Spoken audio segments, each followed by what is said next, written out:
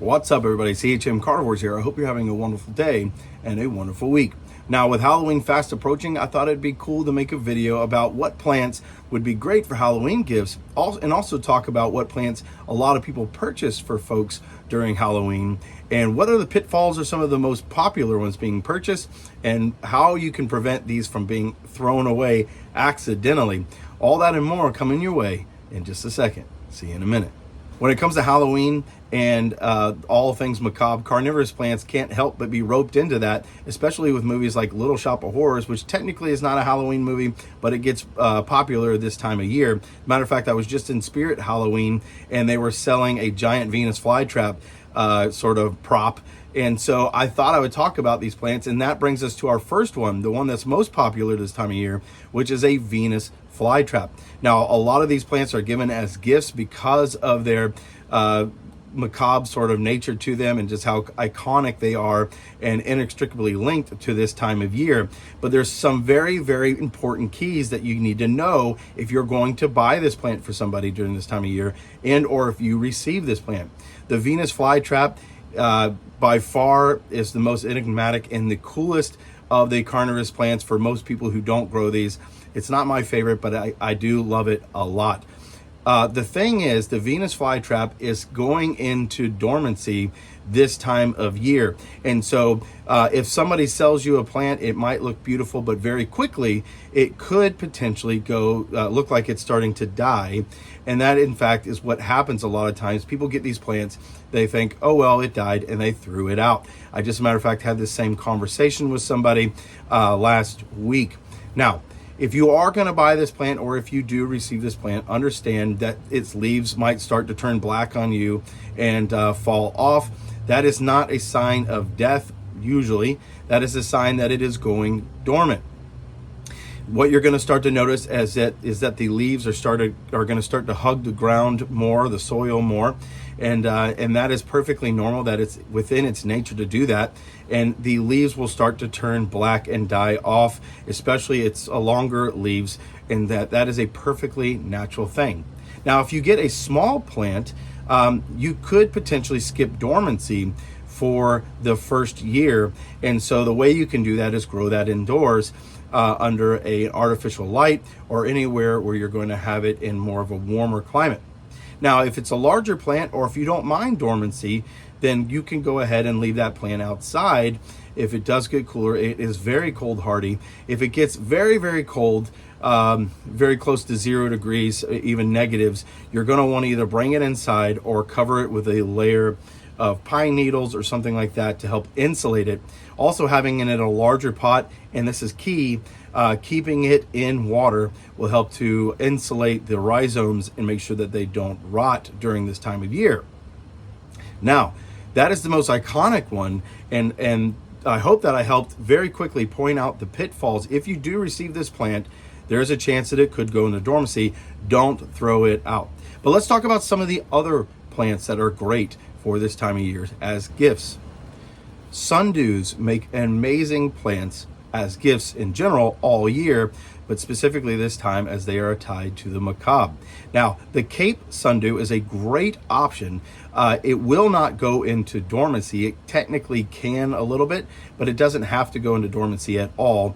And what's really cool about the Cape sundew is it's very closely related to the Venus flytrap, and it also will move. Now, granted, very slow, much slower than the Venus flytrap, but the Cape sundew will show a really dynamic movement. If it catches a fly, it will slowly start to curl around those insects, and they make a great gift, especially this time of year, because you'll be able to enjoy them throughout this time of year because of their ability to skip dormancy.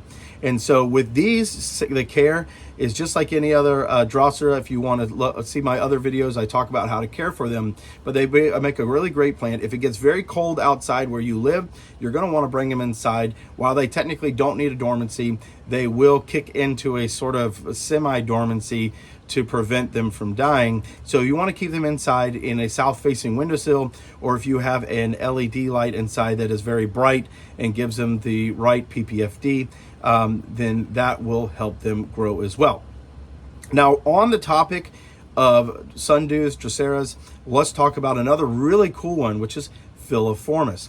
Sarracenia specifically is a very fast growing, big, beautiful, all green plant, and it makes for an excellent gift this time of year. But again, this one comes with another caveat, and that is it has to have dormancy. Specifically with Sarracenia, you want to protect it from a lot of cold. And so if it gets very cold where you live, you're going to want to bring that inside and give it the care I just gave you for the other two. Any other Filiformis also will require dormancy other than a Florida red. But for the most part, just to be on the safe side, you're going to want to give it dormancy. However, they're very, very cool. They're extremely good at catching flies. And so they offer that little bit of macabre as well. They won't produce any sort of action as far as curling around their prey, but they are cool nonetheless. And they grow extremely fast, specifically Sarracenia or Florida Bruce, very, very fast growing plants. And so they offer the person who receives the gift a really cool experience. Now, I will say with Filiformis, and this is key, no matter what time of year, they do not do well with transportation. And so you might receive what looks very much like a dead plant. And that is okay. They're not dead. They just don't like it. They will kill off their leaves when they are shipped. Not all the leaves, but for the most part, most of them. As long as when you plant it, make sure you keep that crown of the plant exposed. Don't bury it to prevent any sort of rot. And it will very quickly, after a week or two, start to produce more leaves. And it will, once it gets started, it will produce prolifically, especially if it's outside getting those flies, getting those nutrients. It will respond very, very fast. Next up, I'm going to talk about Sarracenia. Now, I specifically had another conversation with a person about Sarracenia. They bought one this time of year and it quickly died on them, and they threw it out, and they paid a good amount of money for it, $60. And so unfortunately, I had to give them the bad news, and unfortunately, they let a plant die when it didn't need to. They received a Sarracenia this time of year. It was big, it was beautiful, and then it quickly fell off, and that is not death, that is dormancy.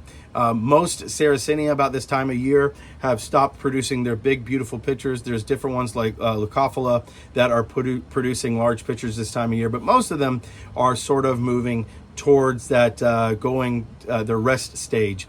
And so what will happen with them is they will completely die off down to the rhizome, or they might have a couple of non-carnivorous leaves that they leave up for photosynthesis. But it's important to know that if you receive this plant, and if they have been grown specifically in a shop or in a greenhouse, they might still have pictures, and they may look very much awake and alive. And once you have them in your care for a little bit, especially outside, they're going to start to quickly kick into that dormancy. That is not death, that is them going to rest. Now, what you can do is you can leave those pictures going as long as they are viable. And what I mean by that is you'll be able to tell very quickly as they dry up and they'll turn brown. And then you can just cut them off and then leave the plant. Keep it in water. Make sure it has a nice big pot for it to grow in, and it will help protect those rhizomes as well. They can handle a very, very cold environment. Again, if it gets in the negatives or very, very cold, you can cover them with some pine needles or bring them inside, and they will do just fine.